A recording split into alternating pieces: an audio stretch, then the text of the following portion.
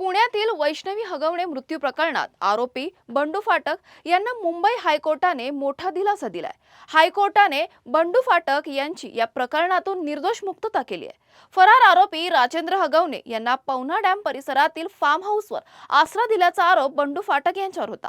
पुणे सत्र न्यायालयाने त्यांचा डिस्चार्ज अर्ज फेटाळल्यानंतर त्यांनी हायकोर्टात धाव घेतली होती। सुनावणी दरम्यान बचाव पक्षाने केवळ एखाद्या व्यक्तीला जेवण किंवा राहण्याची जागा उपलब्ध करून देणं म्हणजेच हार्बरिंगचा गुन्हा ठरत नसल्याचा युक्तिवाद केला।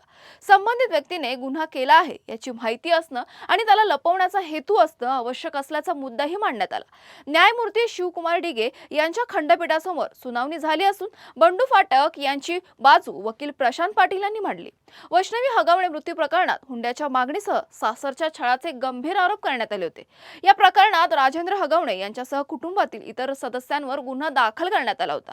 या प्रकरणानंतर राजेंद्र हगवणे यांची राष्ट्रवादी काँग्रेसच्या अजित पवार गटातून हकालपट्टी करण्यात आली होती। बंडू फाटक यांना हायकोर्टाकडून मिळालेल्या या दिलासानंतर वैष्णवी हगवणे प्रकरण पुन्हा चर्चेत आलंय।